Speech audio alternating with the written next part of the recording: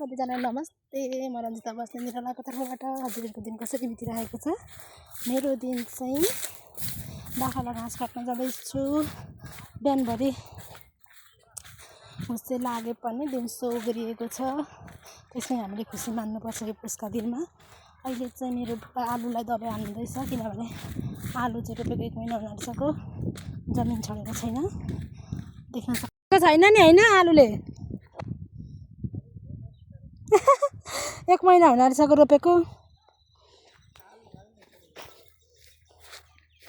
के भएको त हौ यस्तो काम गएपछि तिर्खा त लागिहाल्छ नि। आलु मरिहाल्यो बिचमा, के खानु यसपालि। उसका घाममा पनि यस्तो छ, तोरी फुलेर यस्तो भइरहेछ। आजको हाम्रो दिन चाहिँ कसरी बित्छ त्यो हेर्नलाई चाहिँ तपाईँहरूले यो भिडियो पुरैसम्म हेर्नुपर्ने हुन्छ। तपाईँहरू हेर्दै गर्नु होला है। कसलाई याद आयो यो फुलको?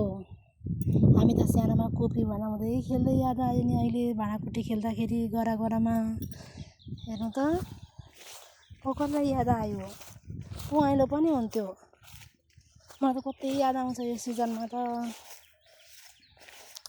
यस्तो मन लाग्छ क्या, केटाकेटी हिजो अस्ति भयो जस्तो लाग्छ।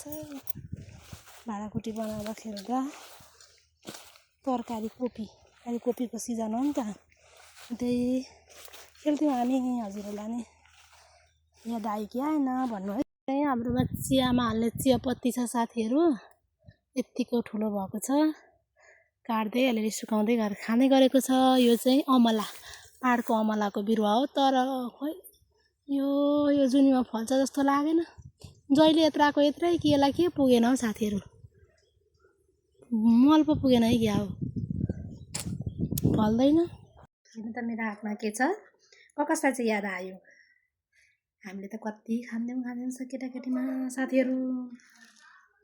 कस्तो मिठो हुन्छ। यसको नाम चाहिँ चारपाटे हो। अहिले नानीहरूलाई किन्न पठाएको। कस्तो मिठो हुन्छ, केटाकेटीमा खाएको थिएँ 12-13 वर्ष पछाडि। हजुरहरू पनि खानु होला, सिजन यो मिठो हुन्छ। झन् पाकेको बेला झन् मिठो। कता त रतुवा खोला पुल अरे त्यो त जाने।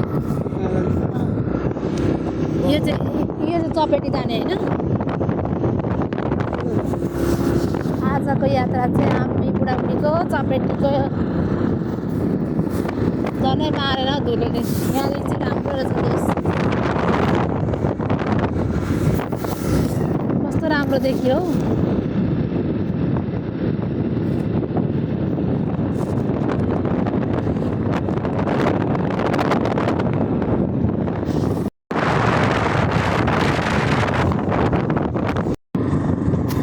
राम्रो देखिन्छ हौ। जेस उँधो डुल्न जानुभन्दा त बुवामा साह्रै रमाइलो हेर त।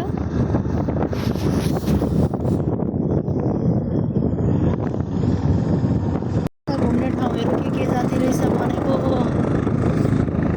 अस्ति नि हामी अब पिच थिएन नि, अहिले त पिच बनाइन्छ नि त नि। भिड यहाँ टिकटक बनाउनु। पाहाड जाने त व्यवस्थित गरिदिने काम गर्छ भनेपछि जानुपर्छ पाहाड।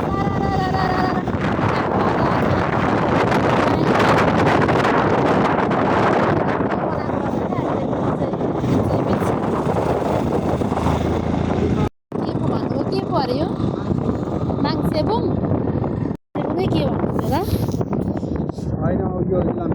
ए इलामको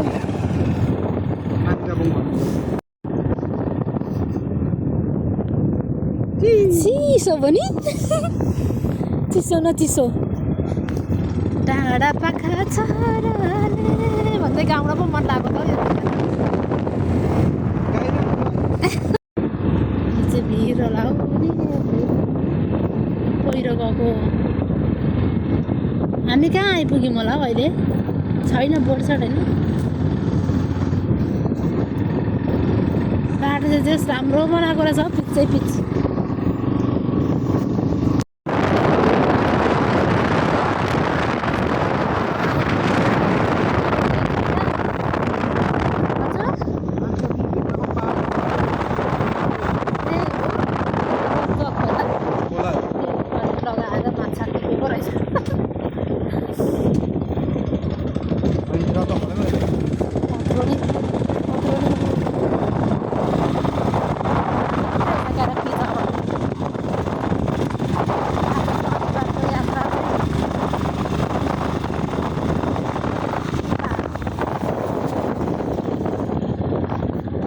नबनाउने जङ्गलमा त यस्तो यो पहिरो गएको हो कि के गरेको यो पहिरो गएको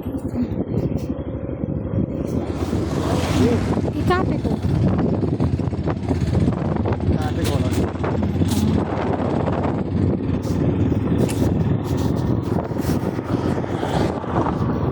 यता चाहिँ पिच रहेनछ सकेछ पिच हजुर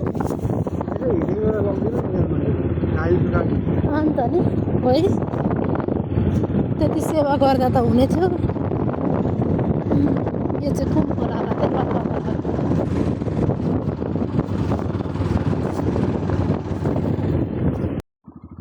मजा खोला पुल आइपुगेछ हामी दोकान खोजेर कहीँ भेटेर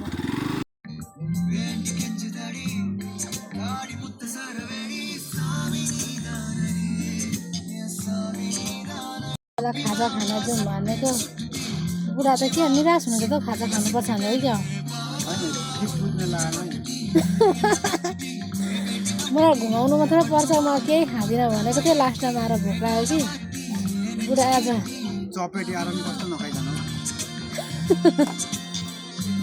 राम्रो रहेछ ठाउँ यस्तो म्युजिक वाइफाईको नि सुविधा तपाईँ त ऊ के अरे कविता दिदीको कविता बहिनीको मम्मी होइन निश्चल कविता भ्लग गर्नुहुन्छ नि त अन्त यहाँ आएको पनि बनाइरहनु भएको हुन्छ कि अहिले यस्तो हेर्दा पहिलाचोटि चाहिँ बुवा देख्दा चिने क्या मैले त्यस्तै छ नि त अनुहार हामी हेरिरहन्छौँ उनीहरूको भ्लग हाम्रो यही पारी टप्पूदेखि उता उनीहरूको छोरी पनि यही कोलाको उता हो नि त भ्लग बनाउनुहुन्छ त्यही भएर यसो भिडियो गरेको नि हेर त आज छोरीले गर्दाखेरि आमा बुवालाई सबैले चिन्नुहुन्छ उहाँहरूलाई